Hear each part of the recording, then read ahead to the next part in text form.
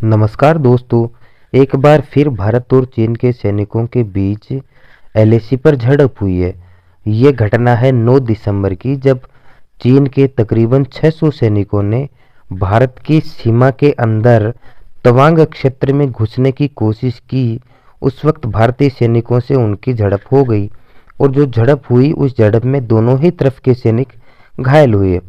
अगर भारत के सैनिकों की बात करें तो अब तक कोई बिल्कुल एक्यूरेट संख्या का पता नहीं है, लेकिन अलग अलग मीडिया हाउस ने अलग अलग बात कही है। जहां पर बीबीसी ने कहा है कि 4 भारतीय सैनिक घायल हुए हैं, आज तक ने कहा है कि 5 भारतीय सैनिक घायल हुए हैं। वहीं पर द हिंदू अखबार ने दावा किया है कि भारत के करीब 20 सैनिक घायल हुए हैं, जिनको गुवाहाटी के मिलिट्री हॉस्पिटल में एडमिट करवाया गया है। अगर चीन की बात करें तो चीन की तरफ से ना तो उनकी सरकार की तरफ से कोई बयान आया है, ना ही उनकी मिलिट्री की तरफ से कोई बयान आया है, और ना ही भारत के किसी मीडिया हाउस की तरफ से कोई संख्या बताई गई है कि चीन के कितने सैनिक घायल हुए हैं। लेकिन बताया यह जा रहा है कि चीन के सैनिक भारत के जितने सैनिक घायल हुए उनसे ज़्यादा घायल हुए हैं। तो अब आप अंदाज़ा लगा सकते हैं कि अगर भारत के 20 सैनिक घायल हुए हैं तो शायद 30, 40, 50 सैनिक चीन के घायल भी हुए होंगे। ऐसा नहीं है कि चीन ने तवांग के अंदर पहली बार घुसने की कोशिश की है। असल में तवांग के अंदर पिछली साल यानी कि 2021 को अक्टूबर के महीने में भी चीन ने यह कोशिश की थी।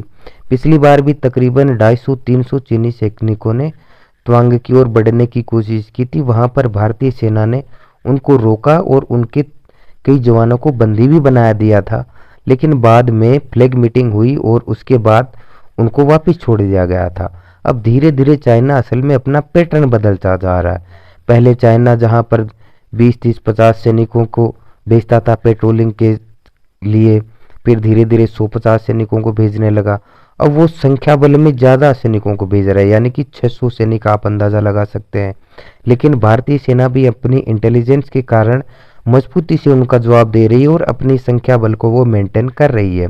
तो अगर आप सोच सकते हैं कि भारत के यहाँ पर अगर कम सैनिक होते तो शायद चीनी सैनिक कामयाब हो जाते और भारत के लिए एक मुश्किल खड़ी हो जाती।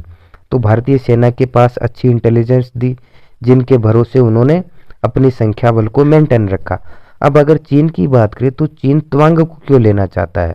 तो देखिए, चीन तवांग को इसलिए लेना चाहता है कि जो दलाई लामा है उनका जन्म तवांग में हुआ था।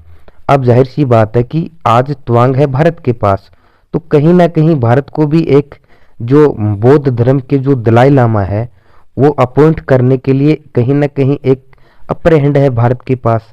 लेकिन अगर तवांग चाइना ले लेगा तो भारत के पास किसी भी तरीके का कोई अपर हैंड नहीं रहेगा। चाइना के पास तिब्बत भी हो जाएगा और जो भारत का तवांग है वो भी हो जाएगा जहां पर दलाई लामा का जन्म हुआ था। तो जाहिर सी बात है कि कोई भी सपोर्ट भारत नहीं कर पाएगा, ना ही उस मुद्दे पर कुछ बोल पाएगा। तो चाइना की कोशिश ये है कि किसी भी तरीके से त्वांग को लिया जाए। आपको पता होगा कि एक बार पहले भी चाइना ने कहा था कि अक्साई चीन वो भारत को देने के लिए तैयार है, लेकिन भारत बदले में उनको त्वांग दे दे, जिससे कि अदला बदली किया जा सके। लेकिन भारत ने त्वांग देने से मना कर दिया था। तो इस कारण से चीन लगातार ये कोशिश कर रहा है कि त्वांग को किसी भी तरीके से हासिल किया जाए। तो अब देखते हैं कि आगे ये बात कहाँ तक जाती है, क्या इतनी झड़प के बाद ही रहती है